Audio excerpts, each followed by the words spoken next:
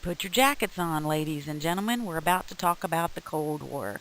Before we actually get into the facts of the Cold War, I think we need to go back a little bit and talk about the legacies of World War II. So here we go.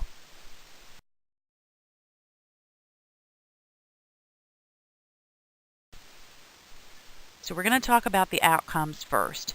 At the end of the war, of course, you can't just settle everything and say everybody go their separate ways. There's going to be a trial, and there's going to be people accused of a lot of things. So the first trials that started, of course, were for Germany because they were seen as the biggest evil, so they're going to go first. And the series of trials that were held for them were held in a place called Nuremberg. So they became known as the Nuremberg trials. And you can see here that they were held for a year. And the first people that they're going to try are those who are in the upper echelons of power. So these are the big guys that gave the orders. And it ended up that the condemned were hanged on October 16th, 1946. You don't have to know the exact date, but they were all hanged together, and their bodies were taken to one of the concentration camps called Dachau, where the ovens that had consumed so many Jews and other minorities that had been persecuted during the Holocaust, that's the same ovens that they used to burn them. So for the very last time, these ovens are going to be used using the bodies of the men that have built them, basically. So the ashes afterwards were scattered over rivers so that these men would never be able to be in a place where people could come and pay their respects. So it's kind of a slap in the face, really, for what they had done. So the sentence of imprisonment was carried out for a few of them, and the jail that they were sent to, those that were imprisoned, were sent to a jail in Berlin, and it was entirely populated by Nazis. So nobody else was allowed in. And the very last Nazi to die in that prison was a man by the name of Rudolf Hess, you see here in front of you, and he committed suicide in 1987.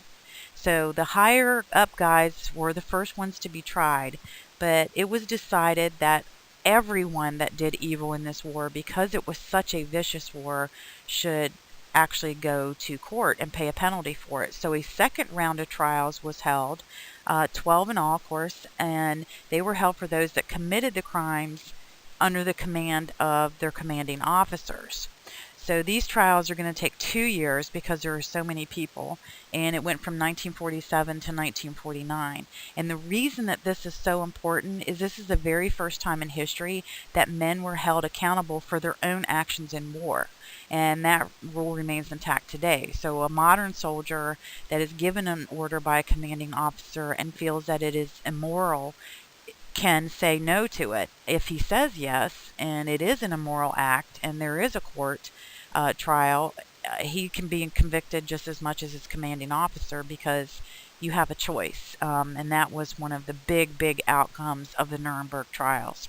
Of course, we also have to worry about what the Japanese did. So the Japanese are going to have their own set of trials totally separate from the Germans. And you can see here it's 1946 to 1948. So you have all these trials and secondary trials going on all at the same time. 900 men from Japan were tried, including Tojo, of course, and he is going to be sentenced to death. Tojo had tried to kill himself at the end of the war, but we saved him so that we could actually sentence him to death. Because it was believed that people needed to have that kind of closure to actually see that he was killed and kind of be a part of it, really, as morbid as that sounds, to officially say this war is over and the evil guy that did it is gone. So these trials were kept really much more quiet than the German trials were, except for the fact that Tojo was killed. The reason being that the Allies didn't want the world to turn on Hirohito. So the trials themselves for these 900 men that were tried was kind of kept on the down low, like I said, other than the fact that Tojo was found guilty and sentenced to die, because they just kind of wanted it to be done and over with. They wanted Hirohito to stay in place. They felt that the Japanese would be less willing to cooperate if we took their emperor away from them. So we wanted him to stay in place to make this transition into a constitutional society in Japan to go smoothly. And we didn't want Hirohito to take any blame for anything that happened in the war so that the transition to a democracy would go much more smoothly. So he was kept out of the courts and wasn't tried for anything at all after the court rounds were done. So let's look at Japan specifically. Japan, of course, officially surrenders on August 14th, and MacArthur's occupation doesn't begin until August 30th. It took us quite a while to actually get there. No Americans were there for 3 days, and you see that MacArthur didn't show up for 2 weeks. So it took a while to actually get our men there and get the restructuring and the occupation fully under swing. But by the end of 1945, there were 350,000 American soldiers stationed in Japan, and they're going to stay there until 1952. Now, MacArthur isn't there the entire time. He's only there for about 3 years, but we have a very strong American presence there until 1952. So 7 years, that's a pretty long time. So, of course, changes are going to be made to Japan, and the first thing that we're going to do is remove their military. To this day, they do not have a standing military that is large enough to actually fight on their own. We're their military. So they do have a military per se, but it's not a fighting standing force. We pay that bill. We are their military because these are some bad guys and we do not want to have to deal with them again. I don't mean bad as in evil. I mean bad as in great soldiers who are willing to die for their country without question. So we want their military to be disarmed simply because we're terrified of them. And then, of course, the Japanese government is going to be turned into a democracy with a constitution for the very first time in Japan. And Hirohito, in the end, of course, had to announce that he was not a god. This is one of the cultural things that we did to completely change the Japanese view of their leader. They thought that their leader was a god for centuries, and for Hirohito to have to announce that on the radio under American command was really devastating to the culture of Japan. We didn't realize it at the time, of course, but it's gonna play mind games with the Japanese for a while. So they have a lot to deal with all at one time, including the idea that their emperor is not a god. We also decided that education needed to be reformed. We wanted to make sure that the Japanese children grew up intelligent and strong and able to rebuild their country. So we made junior high mandatory at the minimum. And junior high, of course, was grades 7, 8, and 9, which was an American tradition. American schools had junior highs through 9th grade until just the last decade or so. They pretty much changed it in most places across the nation. But that's an American idea. Now, the education idea, the Japanese took it and ran with it. And their children now are some of the most educated children and well-rounded children on the entire planet. So you could say America got that started. War criminals, of course, are purged, and comfort zones are going to be outlawed. So is the idea of censorship, government censorship. So media is allowed to present the news in true fashion without the government getting involved and shutting doors on allowing the public to know what's actually going on. And so because of all of these things, us helping them out, us getting them more educated, us taking that military bill away from them, Japan becomes the dominant country economically in Asia, and they are still a fighting force economically today. So you know, we took them over, lots and lots of people died. We did damage their culture, but there's good to it too. We did actually change their world to a point where the poor could rise above that for the very first time. The uneducated could rise above that for the very first time. So there was good in the bad. We need to talk about America too. What was happening in America in the 1950s? Because the Cold War, it has its own mentality, and there's all kinds of issues going on from country to country, but America was having a lot of issues too, and I don't want to forget that. So in 1954, our world here in America was desegregated. And suddenly people had to accept the fact that blacks and whites were going to mingle in education and in public places for the very first time, and people were fighting it. And you can see this ad that was done in the 1950s, which I think is so derogatory.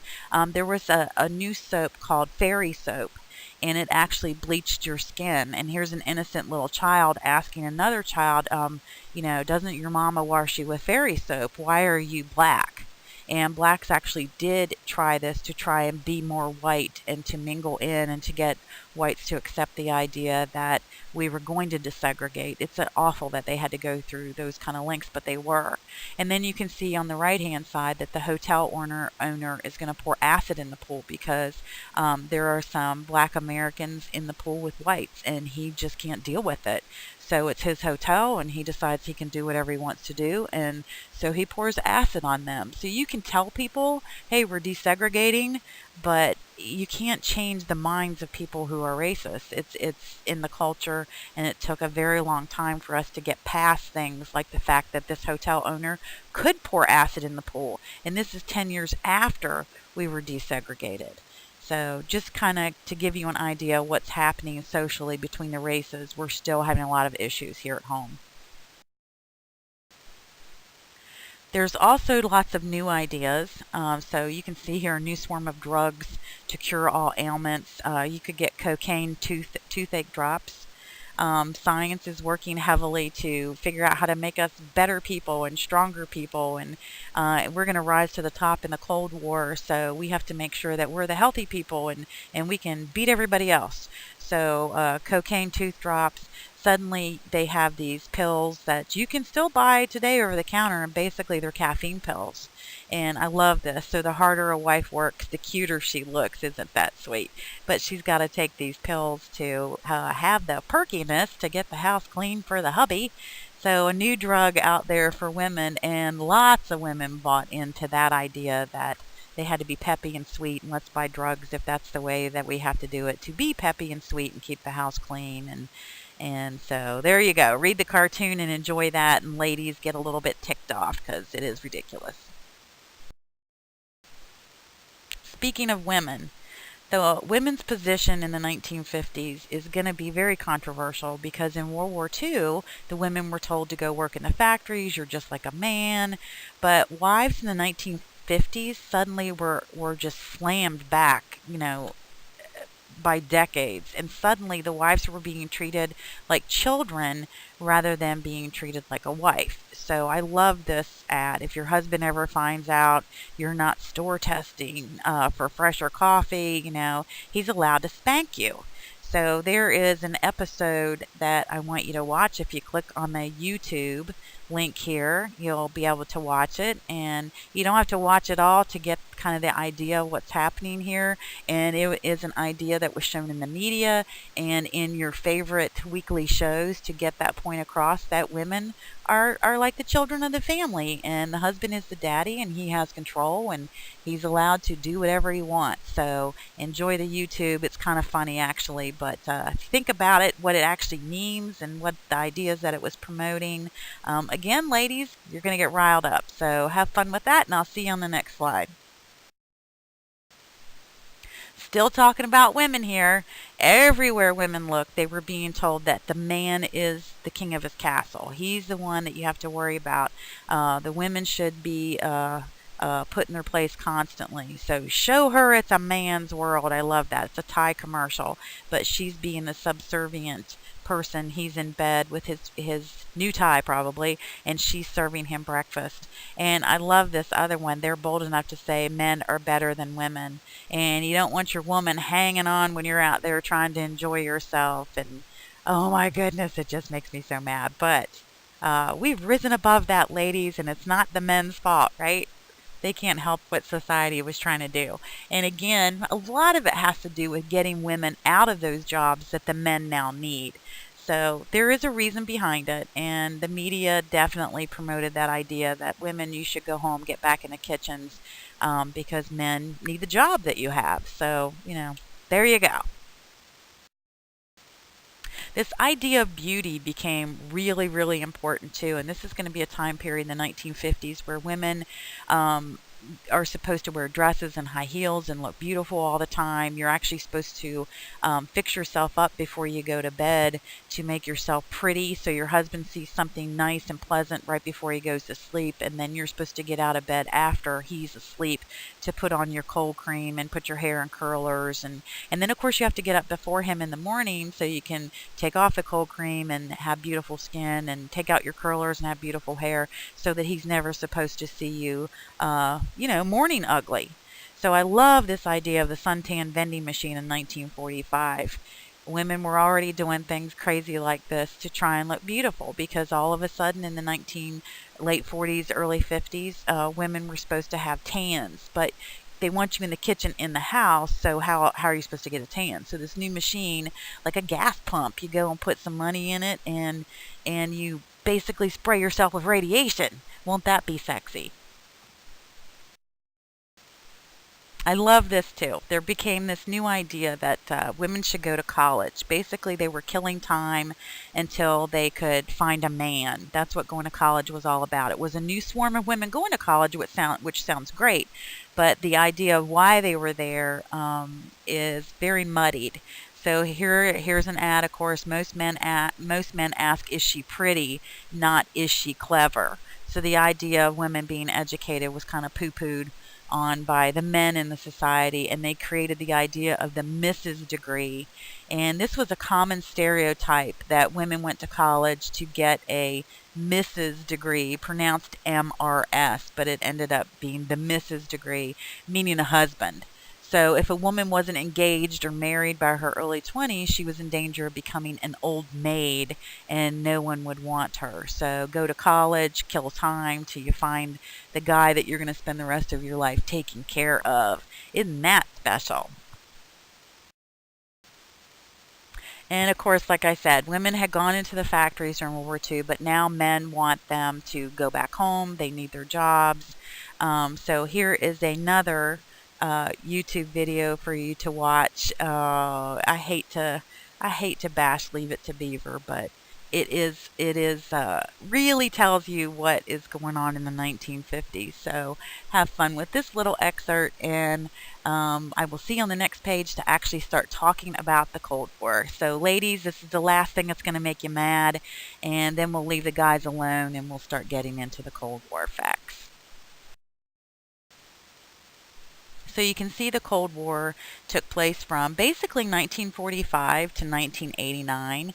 It actually is considered to have started before the war was over, so 1945, early in 1945, maybe even possibly 1944.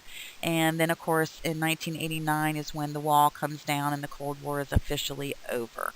So let's look at what's happening between those years of 45 and 89. Basically, it comes down to something this simple. It's going to be the United States versus the USSR. So make sure you know which two countries are the leading countries in this basically fight to see who's better than anybody else. What exactly was the Cold War? Again, you see it's the U.S. versus the USSR, or we know it now as Russia.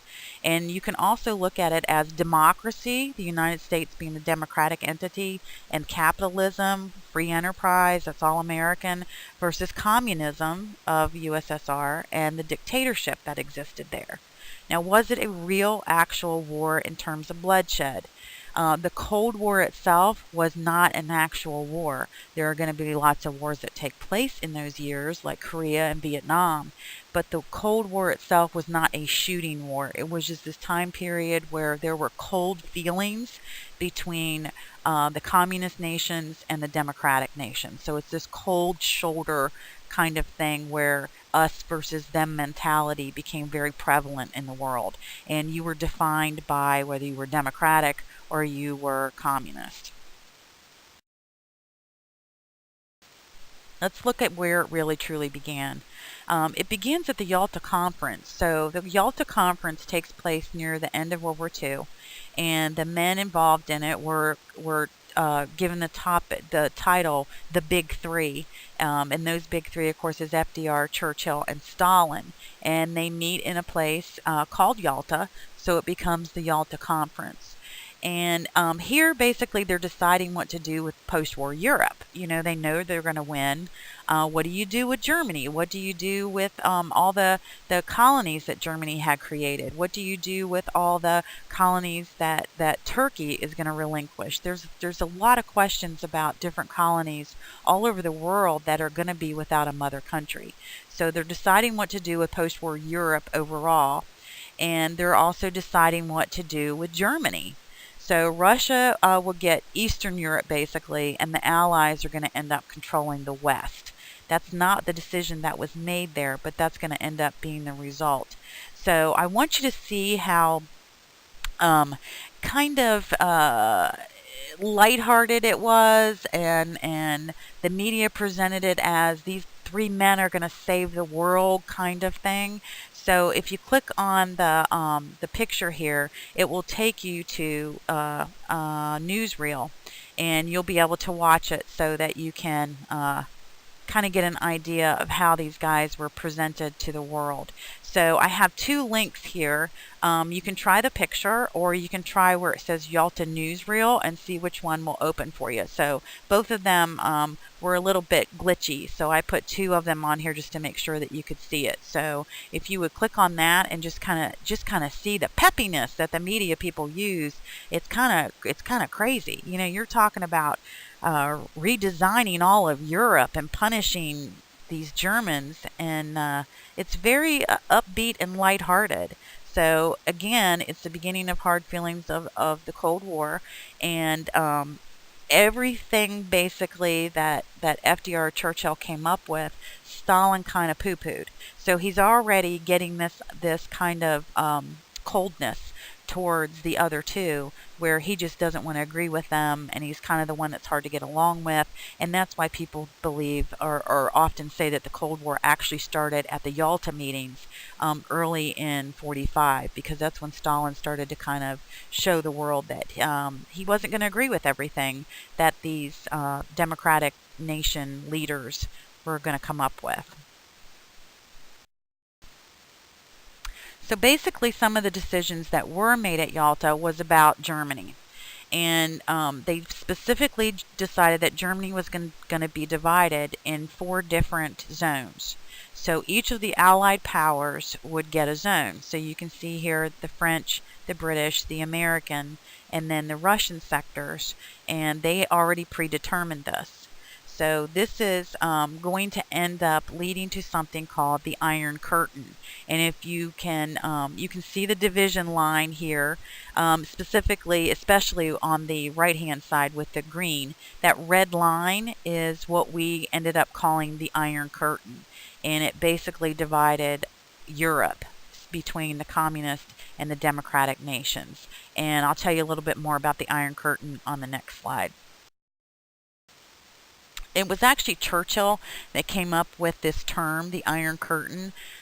Don't misunderstand, there's not actually a dividing line there. There's no wall that goes all the way through Europe ever. But it's a symbolic boundary that divided Europe following World War II. So the term Iron Curtain was popularized by Winston Churchill, and basically he's saying it's this invisible line, but it's there. It's very evident if you look at the communist nations on a map versus the democratic nations on the map. There is a line that goes through this continent, and you know that everything to the east is going to be communist and everything to the west is going to be democratic. So it's the Iron Curtain. Stalin was busy making something called satellite nations, and you can see that the nations that I have the pink circle around here were considered the satellite nations. And the reason that they were really important to Stalin was that if he felt like if he was going to be invaded by the democratic nations, that they would have to get through these satellite nations that were acting as a buffer zone between the democratic nations and the Soviet Union. So it wouldn't be an immediate land takeover. He would have some warning seeing them coming. So right there tells you that he's waiting for an invasion. He's waiting for bad things to happen and expects them, because he was very busy convincing these countries to turn communist because he needed them. He needed these satellite nations to act as his buffer zone. Kind of scary stuff.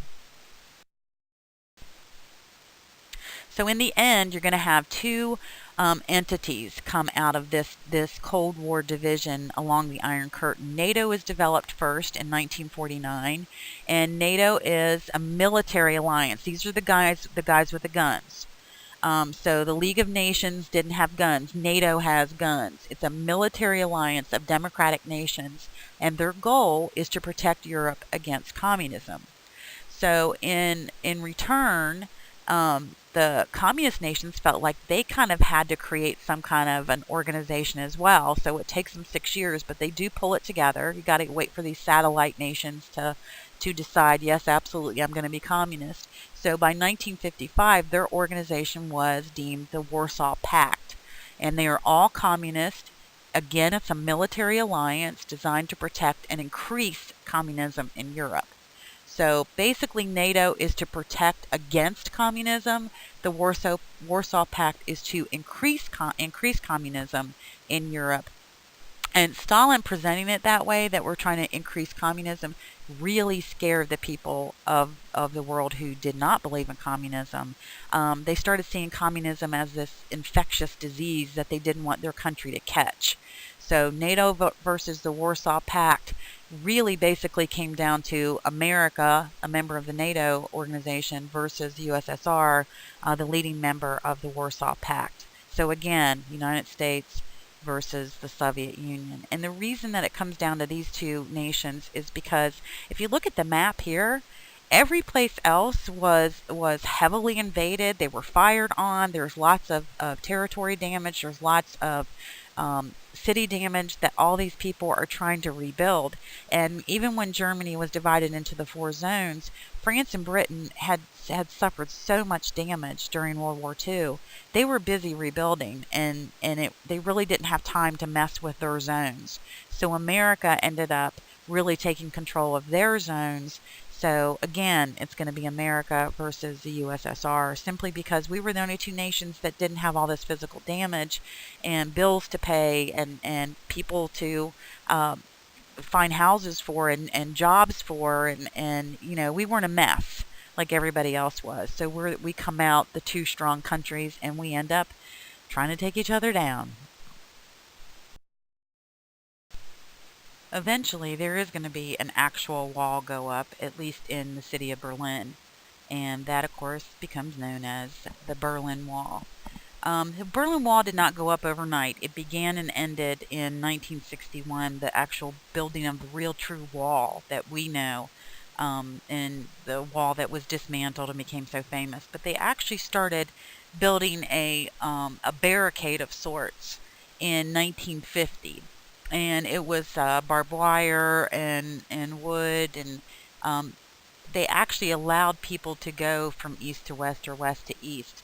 And a lot of people actually did move. They were allowed to in the early years right after World War II and in the beginning of the Cold War era. So citizens moving to West Germany totaled about 197,000 people in 1950 and 165,000 in 51. There were a couple 100,000 in 52.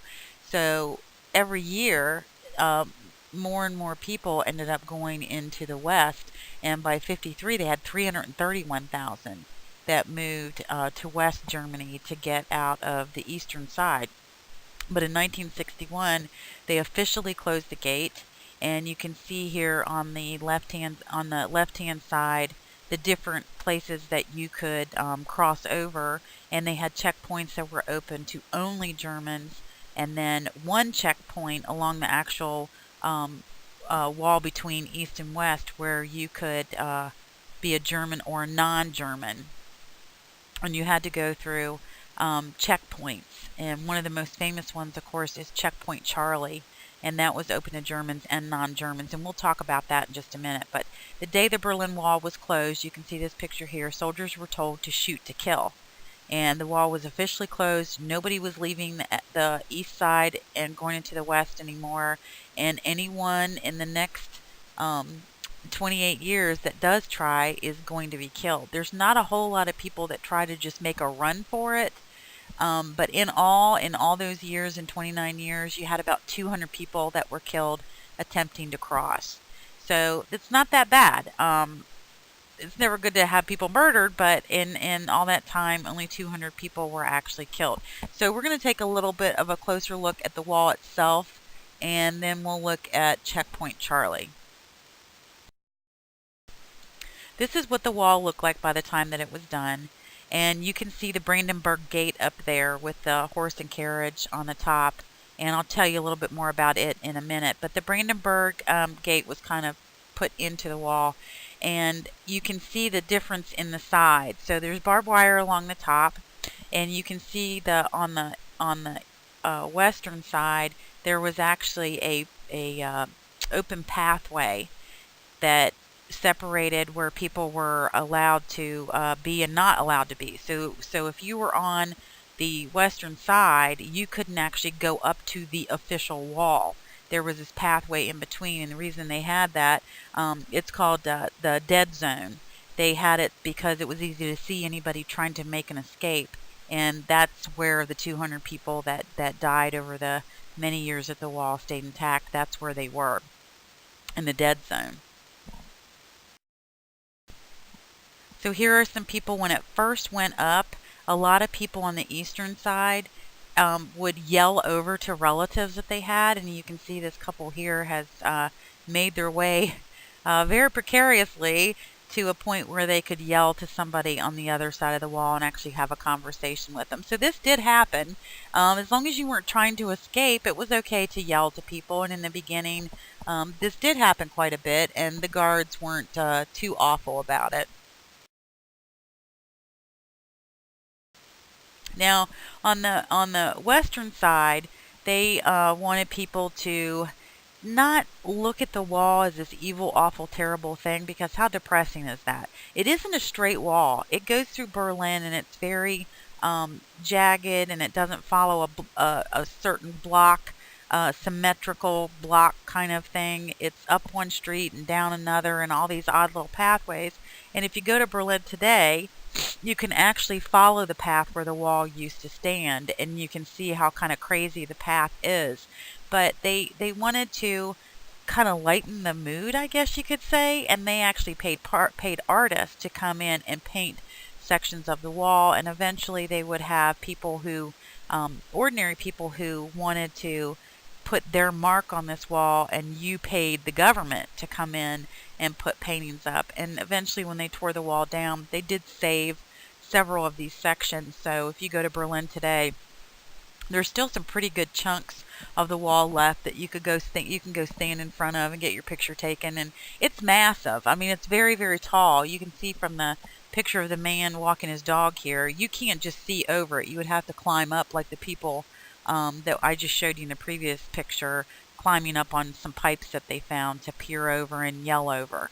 So it's a pretty tall wall, very intimidating. And after a while, even the yelling to people across the way was done away with. And you can see here again the dead zone. The street light side and the colorful side, of course, is the west, and then the east is the darker side. And the weird thing about Germany today, Berlin specifically, you can still tell where it used to be communist. You can absolutely tell. We were, when I went, we were on a bus, and the minute you cross that line to where it used to be communist territory, it just seemed like all the buildings were drab and identical and very square and pointy, and just a different world. They still haven't quite figured out a way to make them completely mend together, the East and the West, and you can still see that they're both very different from each other.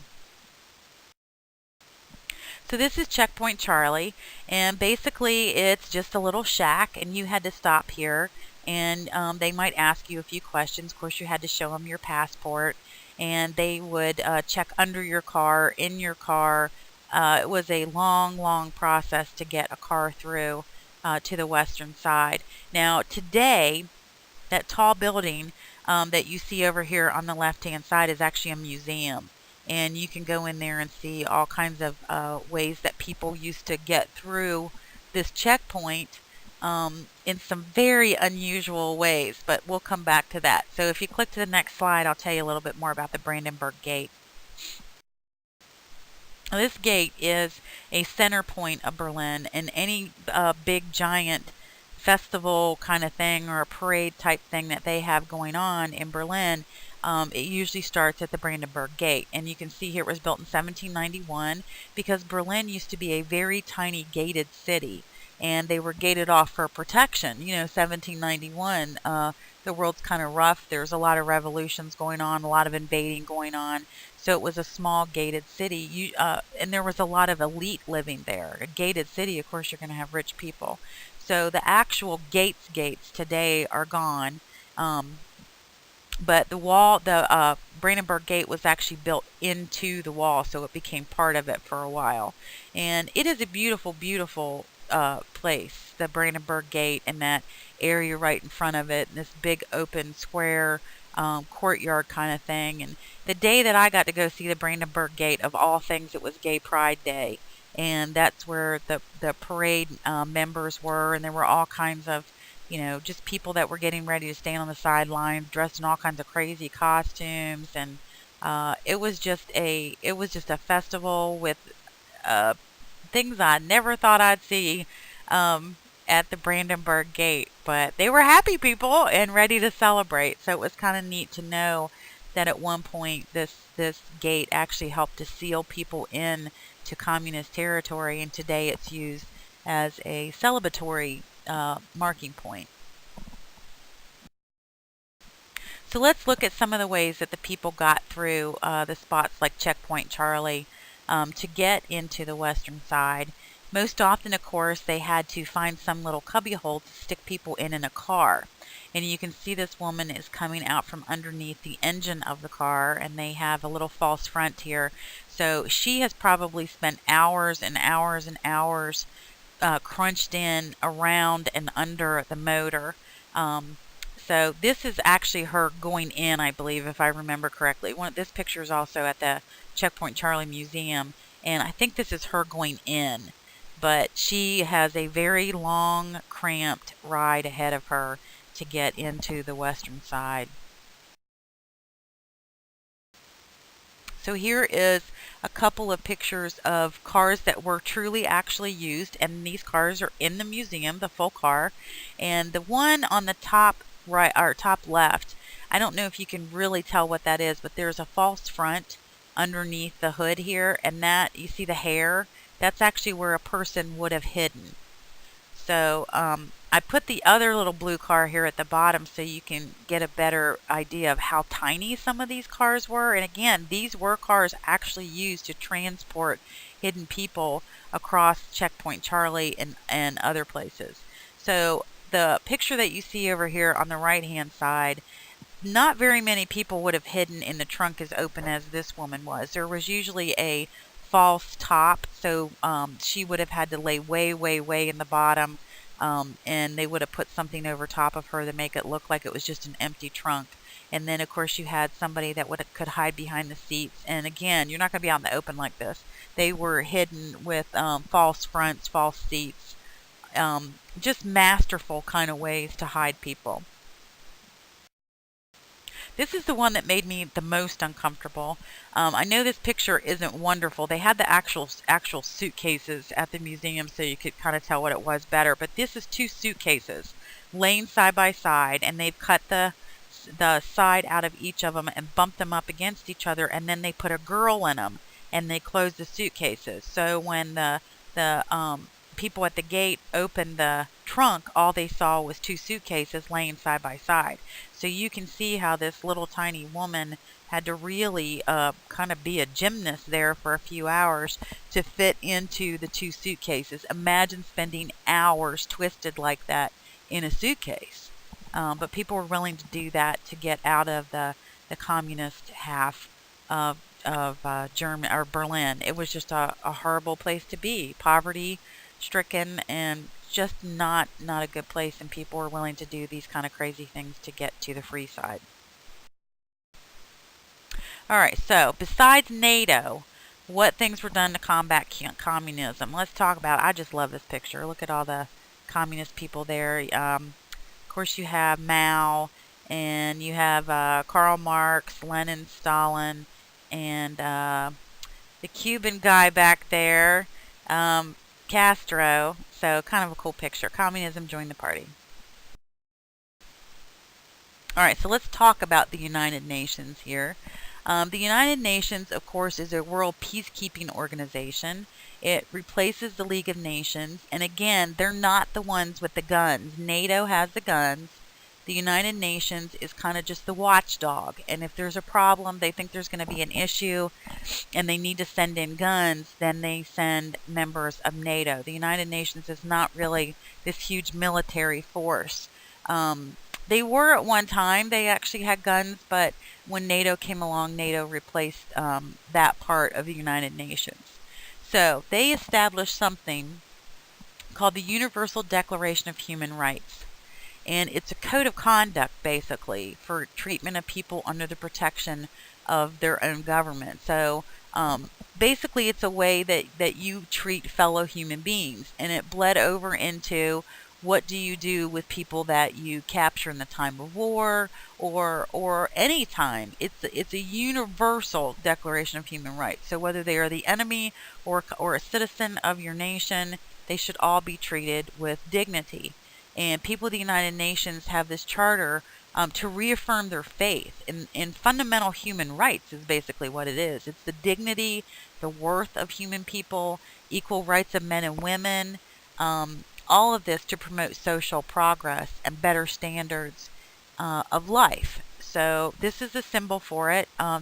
You will always see the hand with the Universal Declaration of Human Rights, and then a list of the different articles that you can go to see what United Nations is all about. So this became kind of the icon for the United Nations. And again, it's a worldwide peacekeeping organization to replace the League of Nations. So if a country thinks they're in trouble and they need help so that another war is not started, they call the United Nations and try and nip it in the bud.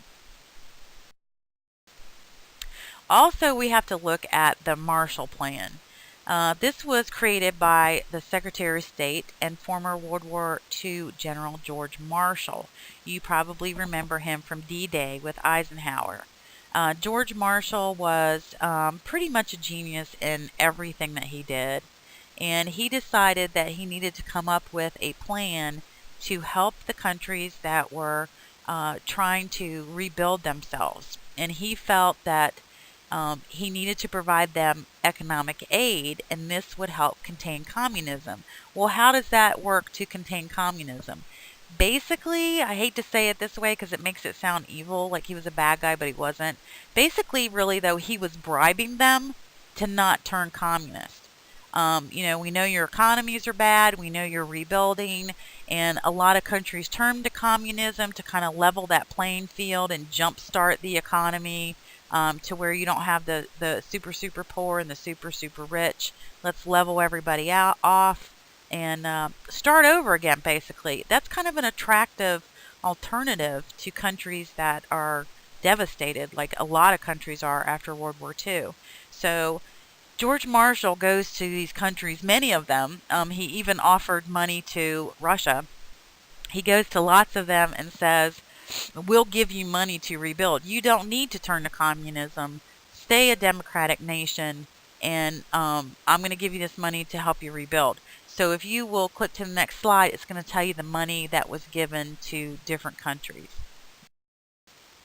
So all of these countries here were given money under the Marshall Plan, and again, it was to convince them not to turn to communism, that they could remain the democratic nations that they were, because we were going to give them money to jumpstart their economy, rebuild, create jobs for their people. And of course, you can see here that Britain and France are number one and number two allies, are of course the ones that are given the most money. They, of course, had tons and tons of damage. So they were given a lot of money. And you can see even Germany, West Germany, we gave them lots of money. East Germany's not getting nothing from us. It was offered. But, of course, they are under the control of communism and Stalin at the time, and Stalin says no. But you can see Turkey, who was our former enemy in World War I. They took money from us, and, of course, we're going to give money to Japan in the long run, too. So we're giving money to everybody, hoping and praying that people do not turn to the idea of communism.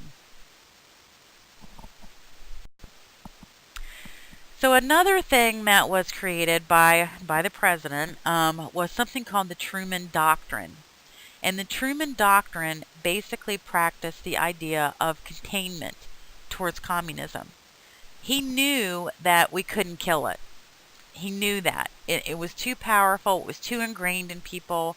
A lot of countries saw it as a way out. So he said, no, we cannot kill it, but we must contain it. So the Truman Doctrine was a policy of containment. And it doesn't sound evil. It doesn't sound like it's going to cause any of these big problems, but it causes a whole lot of problems, and a lot of people will die because of it. Hear the bell tolling behind me? That's for all the wars and tragedy that are going to come about because of the Truman Doctrine and containment. And I timed that perfectly, didn't I? Once the Truman Doctrine was in place, the Cold War really started to heat up. I know that's clever. The Soviets start testing their first nuclear bomb in 1949. So we dropped ours on Hiroshima and Nagasaki in 45.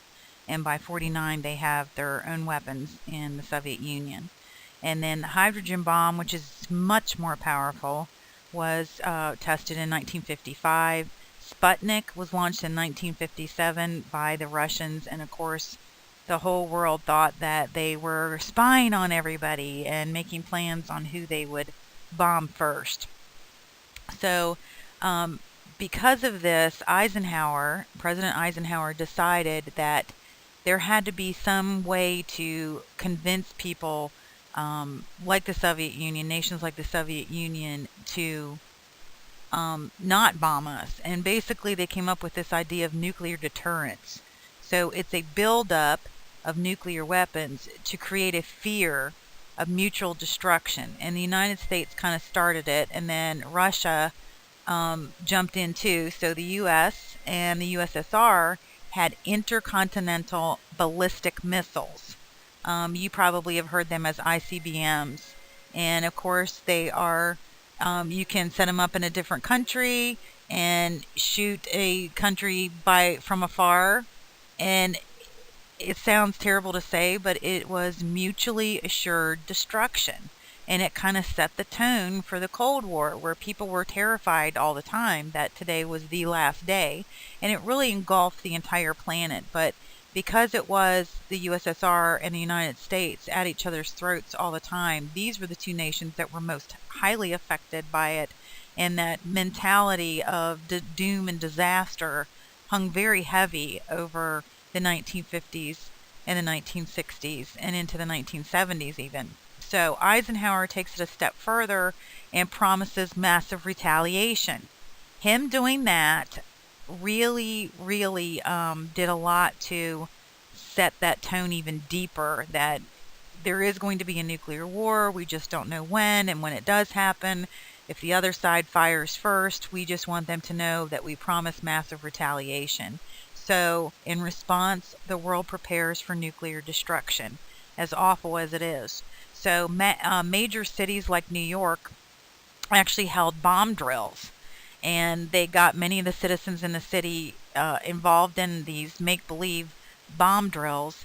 And well, you just watch it. It's kind of hard to believe that they would do this in a city like New York. And listen to the announcer; he's very matter of fact, and we're going to save the day, and everything's okay. And so take a look at that one where it says click here to see a New York bomb drill. And when you're done with that, then I would like for you to click where you see click here to see bomb testing. United States Marines were used quite often to test bombs, not knowing exactly what it's going to do to our men. And they did all kinds of things to look right into the light of a bomb and test for eye damage, or to sit in an open field and let those waves of radiation wash over you. Crazy stuff. So click on that. And then when you're done with that, I want you to see a film that I remember from high school called the Duck and Cover film. And it was released so that it could be shown to kids in school so that they knew what to do if there was a bomb. And again, pay attention to how matter of fact they are about this. Like, yes, it's coming. We just don't know when. So here's the drill. Just deal with it. And so you take a look at all three of those videos, and I will see you on the next slide. We definitely cannot talk about the Cold War without talking about Cuba and their involvement in the Cold War and the threat to the United States. And this is going to happen on two different occasions, and the Soviet Union will be involved in one. But the first one we'll talk about happened in 1961, and it was called the Bay of Pigs. And the Bay of Pigs was an event that was pre-planned for a very long time. There was a group, and I'll tell you the name in a minute so you know how to spell it, but there was a rebel group in Cuba that did not like Castro. They didn't want to be a communist nation, plus he was really nasty. As rulers go, not a very nice guy. So this group approached the United States. President Eisenhower happened to be the man in charge, and they asked, would the United States train us and help us to overthrow Castro? This sounded like a great idea to Eisenhower, because that way he could take down this evil communist ruler so close to the United States. We didn't like communism being that close to us, and you can see on the map here how close Cuba is to Florida. So it's right off of our coast. They're communists. We don't like that. It's the Cold War. Communism is bad, and we look at it like a disease. So if that Cuba is so close to us, the communist germs might spread to the United States. I know that sounds crazy, and yes, I'm being extreme, but it kind of was that mentality. So Eisenhower very willingly says, yes, we will train your men, and we'll make sure that we help you to get rid of Castro. But the whole time he's making sure that it sounds like it's just all the rebels' ideas, because he can take down Castro from within, and the Soviet Union can't say the United States did it because we didn't really do it. So the USSR can't bomb us for taking out a Cuban communist ruler. So very sneaky stuff. And then the following year, in retaliation, we're going to have something called the Cuban Missile Crisis, but I'll get to that in a minute. So if you'll turn to the next slide, it will I can give you a little better idea of what actually happened at the Bay of Pigs. This is what the bay looks like, and it translates from Cuban into English as the Bay of Pigs. So that actually was the real name of it. So the plan was that Eisenhower, our military would train this group under Eisenhower's tutelage, and then when the time was right and the men were highly trained, they would approach Cuba at this location, the Bay of Pigs, infiltrate the country, and take down Castro. Sounds like a great plan, right? But they were not quite ready when it was time for Eisenhower to step down. So Eisenhower steps down, but before doing so, he asked the incoming president, happened to be President Kennedy, if he was okay with this deal. Would he still go for it? Would he still help this rebel group take down this evil communist ruler? And of course, Kennedy, being the young guy that he was and the inexperienced guy that he was, said, sure, of course I will. This sounds like a great idea. I wish I could do his accent, but I can't. So Kennedy agrees to keep training these guys, and he says, when you guys are ready on that day, we will give you air support. The deal is, we're only giving you air support. You're on your own on the ground. So this group says, okay, let's go. So they train for a little while longer. The day comes. The rebel Cubans are rowing to shore, going to get to the Bay of Pigs. The Americans are hovering over in helicopters, kind of watching, waiting to see what's going to happen. And somehow, some way, Castro had found out what was going to happen, and he had his own soldiers there waiting for the Cuban rebels to come on shore. And as they did, they started shooting them. They captured a whole lot of them. Basically, they just destroyed the entire plan. And these men are running for their lives. They're being shot as they're running. They're screaming. They're begging for help from the helicopters above, which are American. And they are told by the president's orders, the American soldiers are told, pull out, do not help, do not help. He did not want to be, Kennedy did not want to be the president who was the guy who lost to a communist ruler. That would not look good for America. So realizing that this is what was going to happen, these men were going to lose, he had the Americans back out.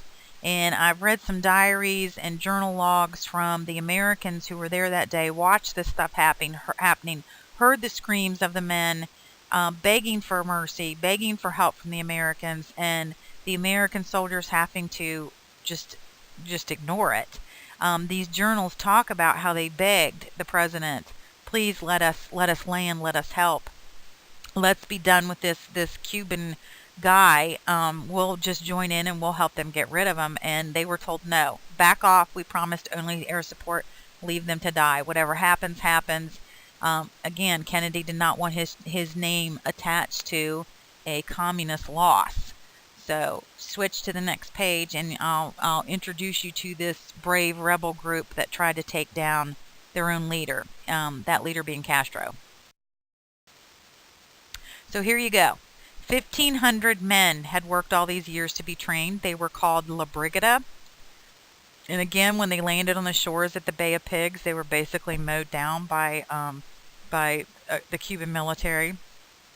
2 days later, anybody that was left was captured. Some of them were assassinated. And to be honest, to this day, we have no records of what happened to any of them. It's assumed that they were all assassinated eventually. But this entire group, 1,500 of them, either murdered or disappeared within the 2 days following this, and America did nothing. They did nothing. And a lot of effort went into covering our involvement up. Again, it is the Cold War. Communism is evil. We cannot lose to communism. And of course our government doesn't want us to know that we had a loss such as this because it's demoralizing. So of course you can't keep secrets in America either. So switch to the next page and I'll show you what came out not very long after the death of the La Brigada rebels. Life magazine.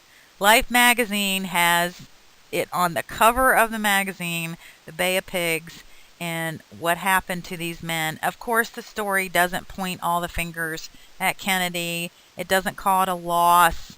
Our involvement is very limited, but in their own way, Life magazine did get the story out so that American citizens got enough of the story to realize that we were involved, and we left them there. So it was something that was not harped on. It was discussed very briefly, and then it went away, supposedly. So this story is going to keep kind of coming back.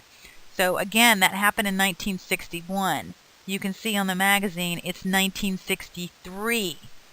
So what happened in 1962 that got Life magazine wondering about what the heck happened at the Bay of Pigs? What happened in Cuba? Let's find the backstory to this. Well, if you turn to the next page, I'll tell you. Here it is. Khrushchev and Castro decide that they are going to be dance partners, and they're going to dance all over the forehead of the Americans who they both hate. So Castro takes it very, very, very personally, this attack and the help that the Americans gave to the La Brigada group. And Khrushchev knows that this would be a really good time to call Castro and make nice with him. So Khrushchev does. He calls Castro and he says, hey, you know, I've been sitting back here looking at a map of the world, and it looks like America has missile sites everywhere, and they're aimed at whoever they want to aim them at. There are a whole lot of them in Turkey, specifically, aimed at me, and I would like them to go away. So let's make a deal. You don't like the Americans. How about if you let me in to build missile sites in Cuba, right off the coast of America? That will scare the crud out of the Americans, and it will show them how brave we are, how strong we are, and what we can get away with too. It'll put them in their place. So guess what? Castro liked that story too. So both of them make this agreement that that is what's going to happen. So are you on the edge of your seat? Turn to the next slide. Let's look at the American missile sites. Was he right? Well, there they are. Yes, we did have lots of American missile sites in 1962. But let's see, just to scare you a little bit, let's see what the Cold War really is all about. Let's see who was testing the most bombs, what years it heated up the most. So if you click where it tells you to, you're going to see a video. It starts out very small, very slow. The first bomb that you see go off is in West American, in the American West. I don't know where that came from. The American West, and that is the bomb that Oppenheimer watched go off and called it the destroyer of worlds. Then after that, you're going to see Hiroshima and you're going to see Nagasaki. Then after that, those three initial bombs, you're going to see these pings go off all over the place, and it keeps a tally of what country did what. So watch that video. I hope it scares the crud out of you, and I'll see you on the next slide. So what does happen when they set up these missile sites? Of course, Kennedy is not going to be happy about it. You can see the Soviet missile installation sites in Cuba. The Cubans were not hiding this, and neither were the Russians. So they had these ships, like the one that you see at the bottom, open so you could see that it was missile site equipment. They wanted to make it very obvious. American helicopters flew over taking pictures. They let them, more than happy to. The guys on board waved at them. Ha ha ha, Americans, look what we're doing. So, of course, Kennedy is going to start writing letters to Khrushchev. And basically, he had his scientists sit down and figure out, based on what they saw in Cuba and what they saw being shipped into Cuba, what the target range was. And you can see from the map in the upper corner here, that's the target range. If they shot any of those missiles out of Cuba, you could hit any of those areas within the 3 circles. Scary stuff. I mean, we all have to move to Seattle or Alaska. I'm not moving to Alaska. So Kennedy realizes this is a serious situation, but he handles it badly. He writes a letter to Khrushchev, and these letters between these two men are very, very famous. But Kennedy writes a letter saying that he forbids the Russian people from being anywhere in the waters outside of Cuba. That he's putting an order down that if they come anywhere near the Cuban waterways, that it's going to be a declaration of war. That he wants it to stop. But then Khrushchev writes him back and says, you have no right to do this. You can't tell me I can't travel in open waters. You're not the boss of the world, basically. And these two guys fight back and forth for 13 days, threatening to put their finger on the button and blow each other up for 13 days. And it becomes the standoff to see who blinks first. So think of blinks in parentheses, or in quotation marks, I should say. They're both standing there having a staring contest to see who's going to blink. But if nobody blinks, it's not just your eyes that are going to get tired and sore. Somebody's going to blow somebody up. That is not a good situation. So these letters fly back and forth between these two leaders. And Khrushchev, I really do have to say, Khrushchev held it together. He was actually kind of fatherly in some of the letters. He talked to Kennedy like he was too young to really get it, stuff like that. And Kennedy just would not blink. He did not want to be the guy, again, that lost to a communist leader. He would not blink. So whether you like the Russians or not, you got to give it to Khrushchev. He's the one that blinked. We were very much on the verge of a nuclear war, and it was Khrushchev that said, look, I tell you what, if you promise me that you will start dismantling your missile sites in Turkey, I will start doing the same in Cuba. So Kennedy finally said, okay, as long as you know that you're the one that lost, I'm happy with that. And so America sort of kind of saved face a little bit. But all of this started with the Bay of Pigs. And then ends up with the Cuban Missile Crisis, closest we've ever come to being blown up by somebody. All right, so let's look at some of the missile sites that we have today. Did we learn our lesson? No, we did not. If you will go to the next slide, you'll see that.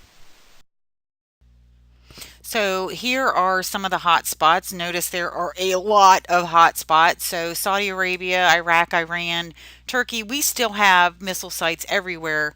The world still has missile sites everywhere. It is not a thing that has gone away. So make sure that you do realize that. We're not sitting back today wondering who has what finger on what button like we were during the Cold War, but the threat is still there.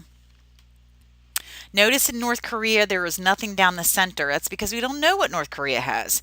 That's a pretty scary reality that we don't know what's in the middle. And the missile sites that you see here on this map are all guesswork.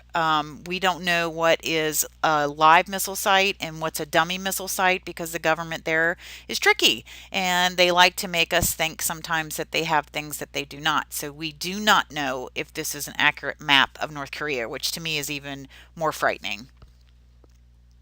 All right, so let's take a look at the Cold War in Asia. So we're going to go through each one of the countries that you see here a little bit at a time.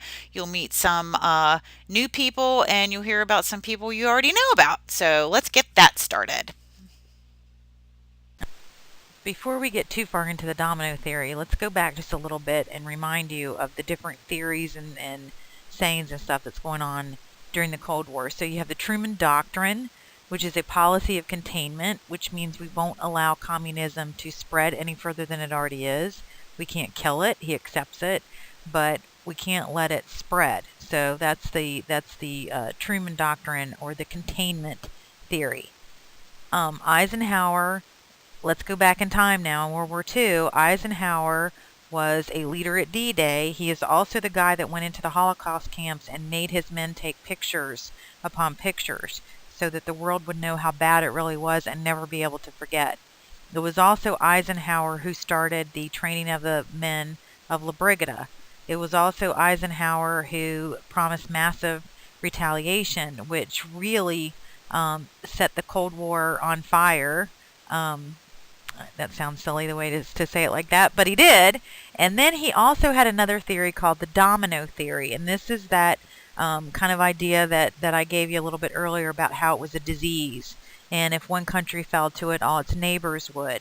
And that was another thing to kind of back up that containment theory, that you had to keep it where it was, keep it in place so it couldn't spread like the virus that it was. So Eisenhower has a lot of power in the Cold War and a lot of influence in the beginning of it that carries throughout the rest of the Cold War, like that idea of the domino theory and massive retaliation.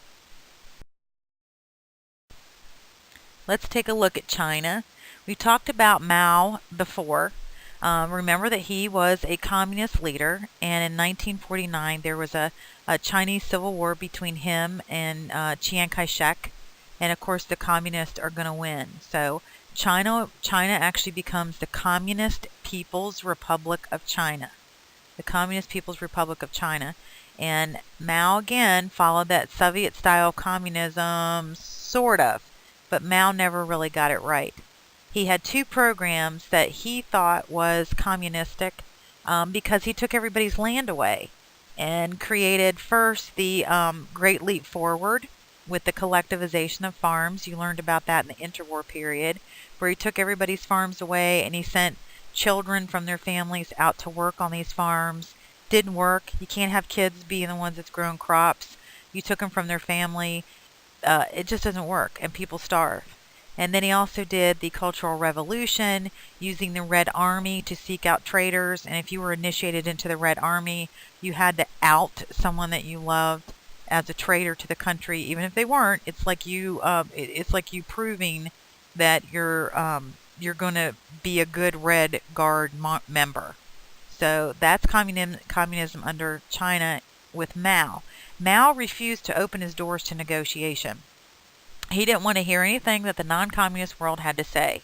And him having his doors closed so tightly really did frighten people. It was kind of like that idea of Korea. Like, we weren't sure what Mao had planned. We weren't really sure what China was capable of under Mao because the doors were closed. But when Nixon started talks with Mao in 1972, few people know this. Nixon actually was so good at what he did and at foreign policy and at negotiation that he actually got Mao to open the doors a little bit. And Nixon actually went and visited with him, and they made some concessions with each other that they would back down a little bit, not be so closed off to each other. And he actually convinced Mao to basically be a more friendly leader to the rest of the world. So the first person that made a crack in that communist wall that China had put up, proverbial wall that China had put up, was actually Nixon, who is, of course, remembered most often for the only bad thing that he did, which was Watergate, which is another whole story. But Nixon is the guy that kind of opened the doors to talks with Mao. Again, we talked about how China was communist and nationalist. And remember, Chiang Kai-shek ran to Taiwan and was going to let Mao kind of take care of the Japanese. And then he thought he was going to be able to come back and rule China. And Mao said, "You're not coming back." So the losing nationalist party with Chiang Kai-shek went to Taiwan and stayed there and never came back. So that's why China's government is split today.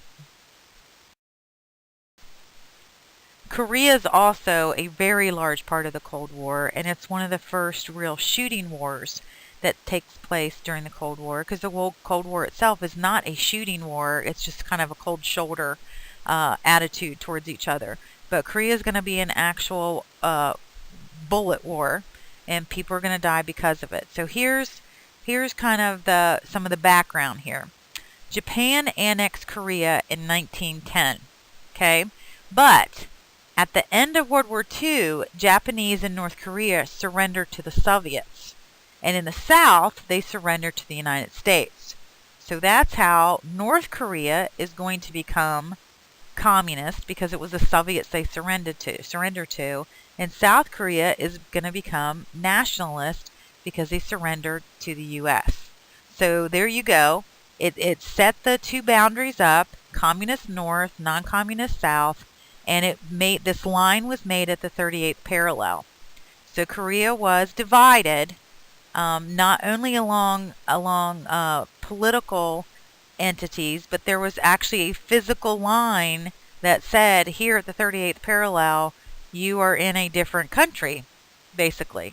So don't forget that communist is in the north and the republic or non-communist is in the south. So let's look at how that actually ended up being a war. So the Korean War, of course, is going to last from 1950 to 1953. So it's only 3 years. There's a lot of deaths in it, though. And it all started because in 1950, the communist North decided to invade the non-communist South. And you can see the blue here. The North Korean military pushed the South Korean military all the way back to almost non-existence. The light blue is all that was left of South Korea. So, of course, the United States has what? The policy of containment.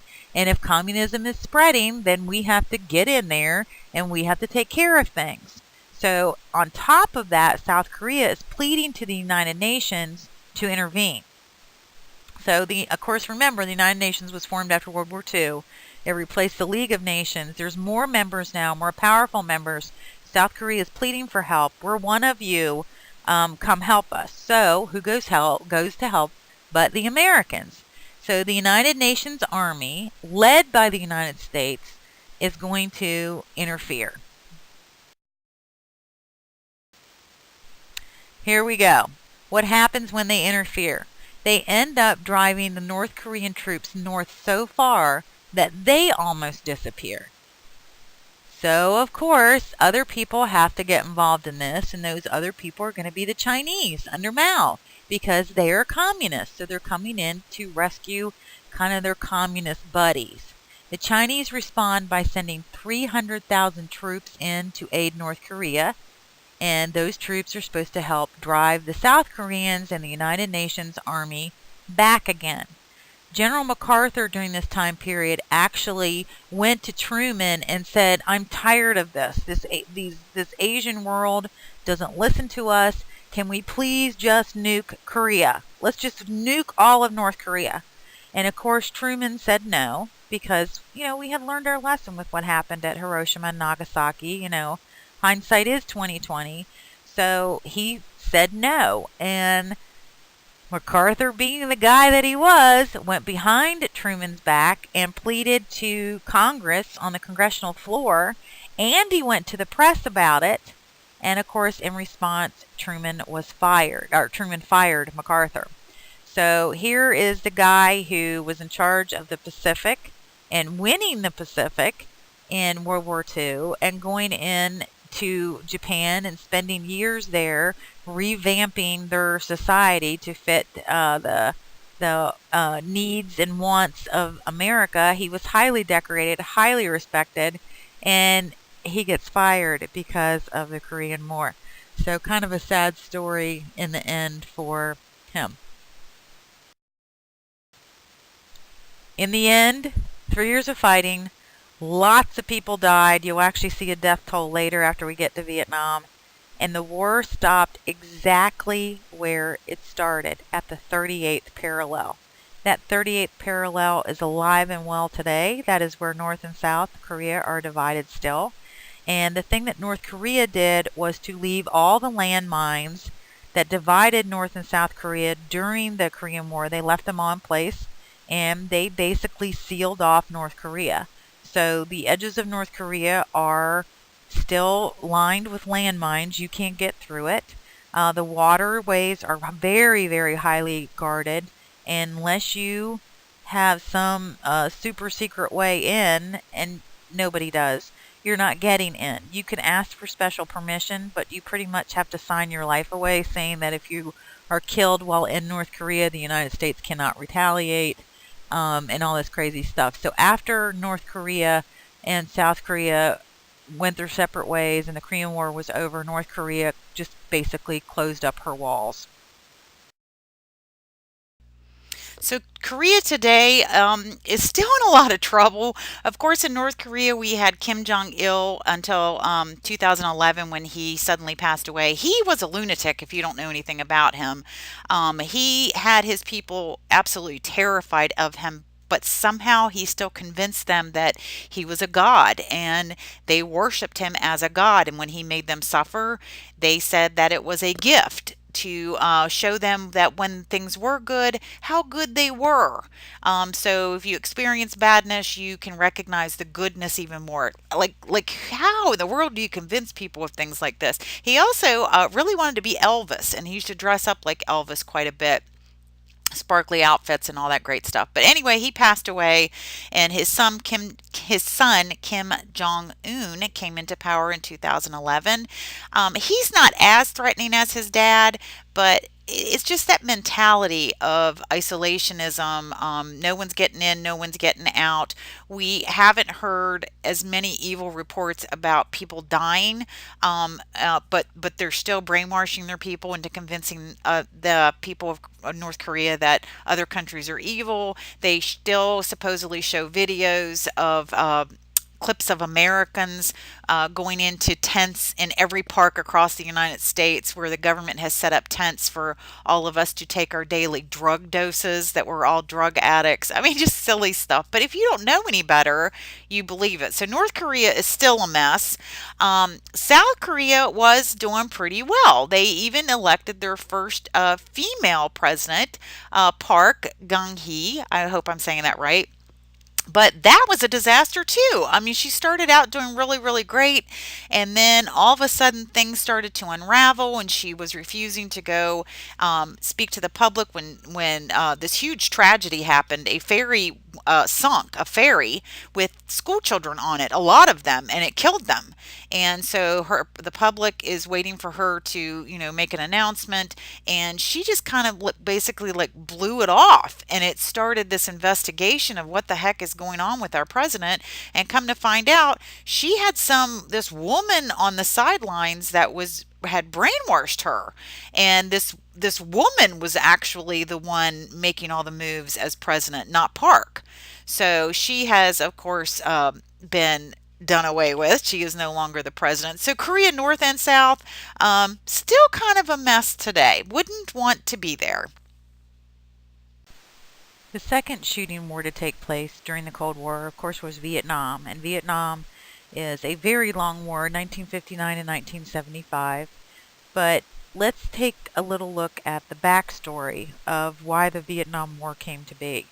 Originally, Vietnam was a French colony, and the Vietnamese, like many colonies all over the world, didn't like the idea of being taken over by a foreign power, and so they rebelled. In 1945, a Vietnamese independence and communist leader by the name of Ho Chi Minh began fighting the French with help from the Soviet Union.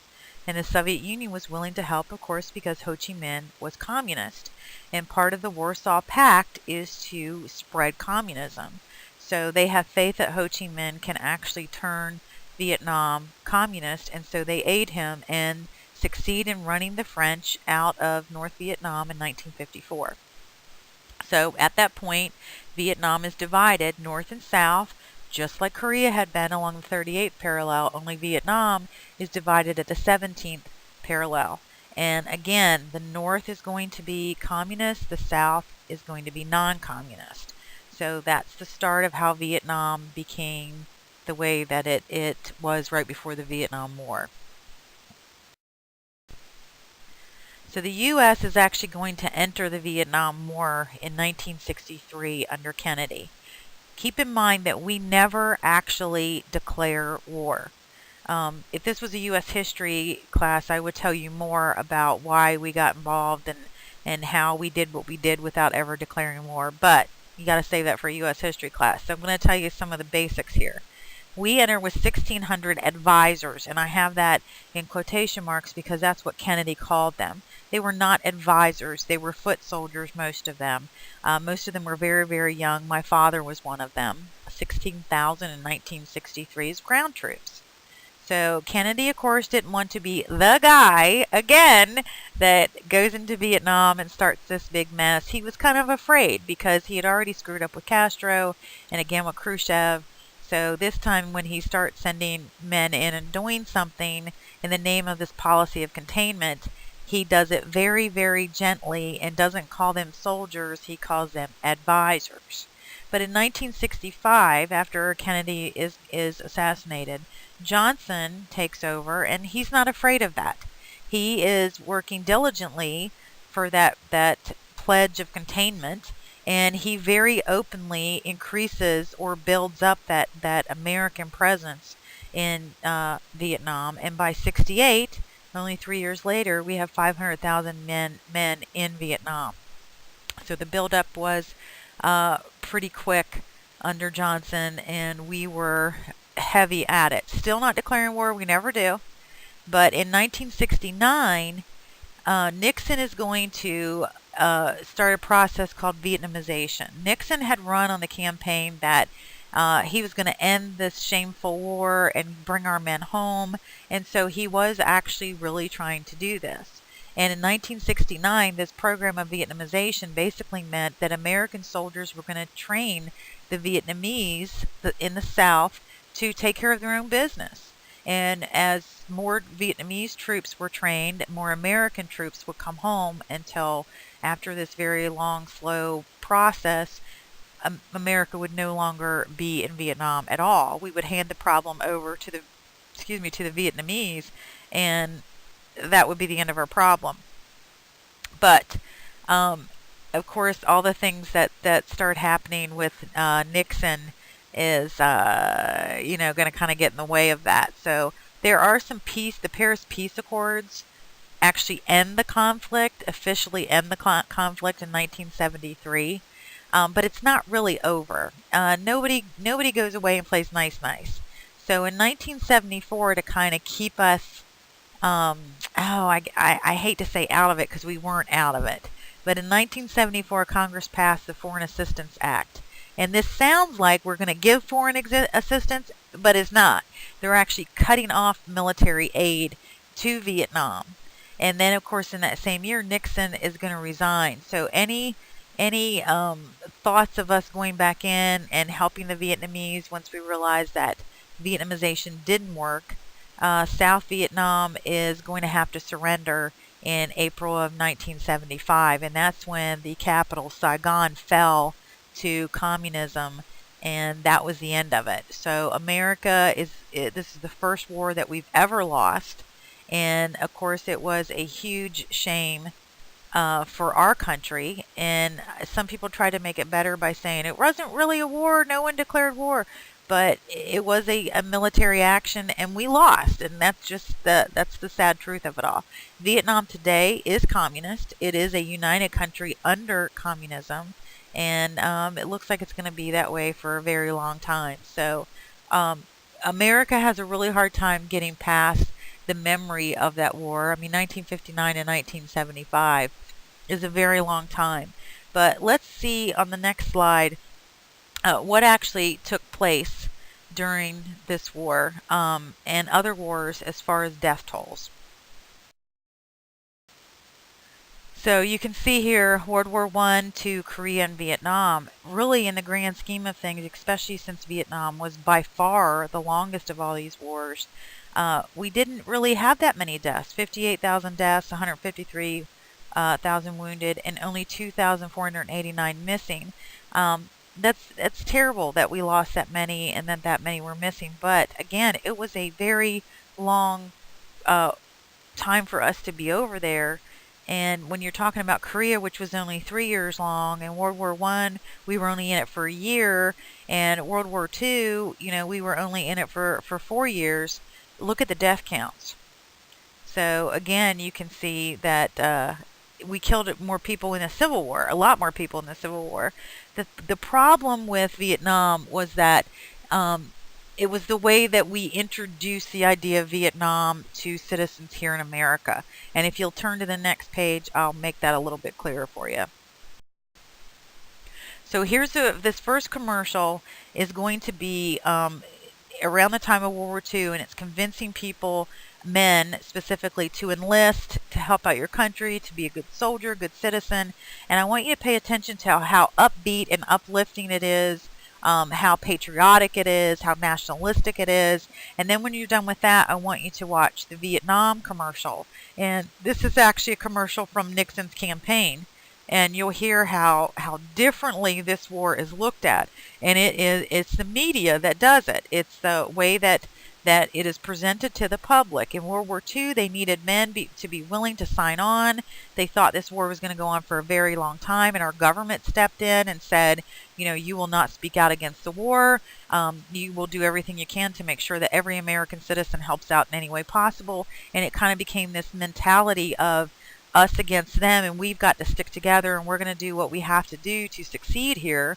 But in Vietnam, it was all about death tolls and just the sadness and sorrow of it for year after year after year. And people here in America learned to hate this war. It was also one of those wars where it seemed very stagnant. World War II, there was always this great accomplishment. You had the Russian win at Stalingrad, and the battles in Egypt where the Germans lost, and you had these triumphant moments. Vietnam, you didn't. It was just this day after day where the death toll was mounting, and that's all we heard about. And then you have college students getting involved in not wanting to be part of the war because as the war dragged on, they're afraid, once I graduate from college, I'm going to have to go fight in this war that I really don't care about. So the college students started protesting the war. In World War II, it came and went and was over before anyone could protest it. Vietnam, not so much. So the war is looked at very, very differently. But anyway, you look at both of these commercials, and then we're going to leave Vietnam. I hope it leaves you with some kind of an understanding of why this war is such a sorrowful time in America. And we're going to head on over to Cambodia. We've talked about genocides before, but here in Cambodia we have a communist leader, again communist leader by the name of Pol Pot, and he took control in Cambodia.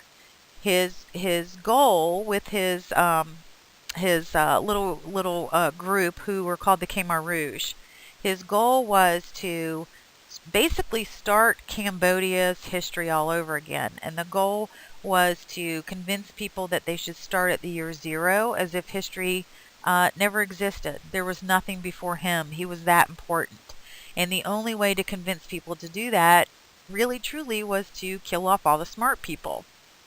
So he educated the educated artists, technicians, teachers, government officials, monks, minorities that we perceive to be above average intelligence. Like we kind of see the Japanese that way today. Anybody that you might possibly sort of kind of think would be above the average intelligent person, he had them wiped out to the point where it was so crazy that people who wore glasses were suddenly targets because it made them look smart, and he wasn't willing to take the chance that they were actually smart. So he had them murdered too. Usually what you were told is that you were going to be sent to a camp to be re-educated. So if you'll turn to the next slide, I have notes on what he did exactly to get rid of people. So you can see here, 75 to 79, as many as 2.5 million people died. We're not sure if that's a really truly accurate account. And most of them died in what's called the killing fields. Pol Pot had set up these farming camps where people were sent to be re-educated about the new world, and not talking back to your political leaders and not doubting them, and to just go along with what you're told to do. Most people at these re-education camps were executed pretty quickly. And you can see the different methods of execution here: poison, spade, sharpened bamboo poles. And basically they would just walk you out into the fields behind the farming fields, and they became known as the killing fields. So when you left the farm and went into the killing fields, you were never coming back. They killed so many that they stopped even trying to bury them. There were just bodies everywhere in the killing fields. Eventually, people are going to start noticing, and they're going to intervene. And Pol Pot decided that he needed to go into hiding, and that's what happens in 1979. So he does go into hiding, but he and his group, the Khmer Rouge, actually still agitate people quite a bit and do kind of these hit and run type killings. He's never strong enough again to do something as big enough to be considered a genocide. But he does these little, like I said, hit and run things until 1997, when the government found his location, located him, and he realized there was no way out, so he ended up killing himself. But he alone gave the orders to kill these 2.5 million people. It does qualify as a genocide, even though it's not one particular religious or ethnic group. It was just smart people. Anyone who in Cambodia who was willing to go against him, and non-communist. So when you put all those attributes together, that becomes the target. Those people, the smart non-communist people that threatened the communist regime, were the targets, and so it qualifies as a genocide. Here, of course, are some pictures of the killing fields, and this man is actually being walked out to the killing fields, and you can see how the bodies were just left to rot there because there were so many. They stopped trying to bury them. Afterwards, you can see this bottom left-hand picture is afterwards, when the bodies were dug up and they were organized in order to try and identify the dead. That's what the stacking of the skulls is. So again, Pol Pot in Cambodia with the killing fields and the genocide. So now we have to look at the end of the Cold War. This goes on for so very long, but by the late 1980s, massive amounts of money spent on nuclear arms, on the nuclear arms race, was finally catching up with Russia, and the Russian economy was starting to crumble. Actually, all the countries behind the Iron Curtain were in trouble. So people in East Germany could see the prosperity and wealth of their West German neighbors, and it wasn't sitting very well with them. Remember, they're right there together. In Russia, there were long lines of people waiting to buy food. They had to have coupons from the government to buy everything from sugar to socks. And those coupons were hard to come by. People were demanding that there was some kind of a change. They've been living like this for a very long time. So in response to this demand, the Russian ruler at the time, Mikhail Gorbachev, when he came to power as the leader of USSR in 1985, he vowed to change things. And he decided that he was going to loosen the repression on liberties that the old government had used to kind of keep people in line. So if you will turn to the next slide, we'll talk about some of the programs and ideas that he came up with. So again, Mikhail Gorbachev, the last president of the Soviet Union. The Soviet Union is going to dissolve under his leadership. He introduced two really big ideas that hadn't been around in the Soviet Union since it was Russia. The first one we're going to talk about is glasnost. Glasnost is allowing people to criticize the government. This had not been allowed in Russia in a very long time, and it sounds like a really good idea. He wanted people to really tell him what the government was lacking and how to help people. He really truly did. Every indicator that there is convinces historians that he really was trying to do the right thing. But these people have been shut off with no voice for very long, and they were afraid. So they didn't speak out. They didn't criticize the government. So the idea of glasnost, while it was great and progressive, didn't really work too well. He also came up with the idea of perestroika. And perestroika is basically an economic restructuring. It allowed private ownership of businesses. But this led to a lot of unrest too. It changed everything, and all of a sudden overnight, rather than making it a very, very slow progression, he kind of opened those floodgates, and competition started immediately. The government responded immediately. There were riots. It was just a mess. He just didn't introduce it correctly. So both glasnost and perestroika are ultimately going to lead to the disintegration of the Soviet Union. Now, in 1987, Reagan and Gorbachev end up signing the Intermediate Range Nuclear Forces Treaty, the INF, in Washington. And this treaty removes more than 2,600 medium-range nuclear missiles from Europe. So you can see that the Cold War is winding down. The two that started it, the two that have been involved since day one, at the top, they're the ones that are coming together and saying, yes, let's reduce the weapons that we have. Let's start kind of working things out. And by 1989, the gates of the Berlin Wall were allowed to be open. They wanted to open them very slowly and have this, this grand exhibition of it, and this very grandiose ceremony. But the minute that it was announced, people came out of their homes with sledgehammers and started just beating the crap out of the wall. So in 1989, the wall will come down. But our story doesn't end there. I want to back up just a little bit and spend a little more time with the relationship between Gorbachev and Reagan. So if you'll go to the next slide, we'll talk about that. Here is a very common picture of these two men together. You can see it's in Geneva, Switzerland. Neutral territory, always is. And this is in 1985. And Reagan was a master of just making people feel at ease, knowing what to say and how to say it. He was a jokester. He told tons and tons of jokes. Some of them were really bad, but he was just kind of a funny guy, and he made people feel very welcome. And his foreign policy was basically just to sit around face to face and talk it out like men. That's his foreign policy, as simple as it is. And nobody had tried that in a very long time. Gorbachev and Reagan did just that. They had many meetings together, face to face, drinking martinis, sitting by the fire, just talking things out. So, did Reagan know that Gorbachev was going to open the Berlin Wall gates? Yes, he did. Did he tell anybody? No, he did not. So keep that in mind as we continue along with the story of the Berlin Wall.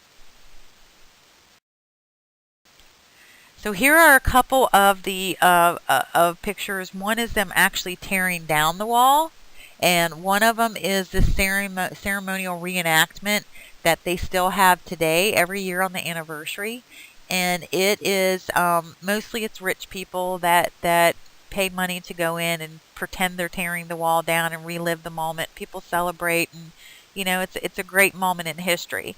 So the tearing down of the wall was a very, very significant piece of world history. Everyone watched as the wall came down. Pieces of the wall were sold as souvenirs for years and years and years. And it officially, tearing that wall down, officially ended the Cold War and basically dissolved the Soviet Union in one fell swoop. So, why am I telling you all of this? If you go to the next slide, you'll know why. See this picture of Ronald Reagan? Ronald Reagan, 2 years before the wall actually came down, 2 years before it opened, he was scheduled to have a talk here at the Brandenburg Gate in Berlin. You've seen that gate before. And Reagan was a speechwriter that drove his hired speechwriters nuts. Reagan liked to write his own speeches, and then he would give them to the speechwriters to kind of alter and check over, and they would make all these changes and say, you can't say this, and you should say this way. This is the protocol. This is how you need to talk to the leader in this country. And Reagan would look at all the changes, throw them out, and do his own speech. That's how he did it all the time. But this one was a very delicate matter. He was going to be standing at the Brandenburg Gate. Everybody kind of has the idea that the Cold War is winding down. No one wants to upset anybody or tip the boat over here, get things started again. So he was given very adamant, I can't say orders because he's the president, but very adamant advice not to say anything that would upset the USSR or the government or Gorbachev. So listen to the speech and see what he says, but keep in mind that he was told not to speak directly at Gorbachev or to make Gorbachev look bad. So you listen to the speech, and then we will meet on the next page. Okay, so of course Reagan does tear him to come to this wall, open this gate, tear down this wall, says his name, Gorbachev's name, directly. Was it his idea to tear down that wall? No, it was not. It was Gorbachev's idea to open those gates. It was going to be an act of attrition. It was supposed to be a very prominent moment in the history of Russia, and he wanted it to be this very extravagant, well-played event. But Reagan took the bull by the horns, and by asking publicly for him to tear down this wall, to open the gate, when the gate was opened and the wall began tumbling down, who got the credit for that wall coming down? It was not Gorbachev, it was Reagan. Reagan stood in front of that gate and demanded it, and 2 years later the wall comes down. Reagan knew what he was doing. America needed something good. America needed something to make her feel like this country still had it, that we were still together, we were still the best, we were still ruling the world, and we were doing good things. And by making that speech, he made it so if that wall came down, he was going to get credit for convincing the Soviet Union, and Gorbachev specifically, into tearing that wall down, and it worked. If you ask anybody that hasn't heard this story, and very few people have, they will tell you that the wall came down because of Ronald Reagan. It did not. But he was such a master at fixing situations to make it look like it was something that it was not. And sometimes that's what good leaders have to do. So, 1989 to 1991. You want to talk about a domino effect here. As communism fell, it was a huge domino effect. You do not have to know these places. You do not have to know the names of these places. I just wanted to give you an idea of how many fell, how quickly they fell. And if you'll read through it, you'll see that a lot of the leaders were executed by their own people. immediately they started holding free elections, so they became republics overnight. So you can kind of get an idea of how rapid the change was and how drastic the change was, how much these people were just screaming for communism to go away. So it is a very bad year for communism, and it starts with the tumbling of that wall. And that is the Cold War.